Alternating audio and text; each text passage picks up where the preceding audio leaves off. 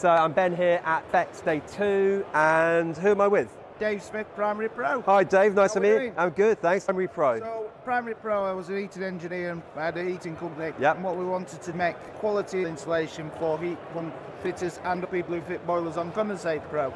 So we've got two products now. Yep. Primary Pro, and this is all to give the constant solution and the total solution for air source heat pump fitters, because every watt counts in a heat pump. Of course it does. So we've got to insulate and seal up everywhere, and that's why we've made up products and tools to help them then fit Yep. when time and weather's not on the side. Brilliant. We work with Inter to insulate all their products to make sure that the biggest focus for me is installers.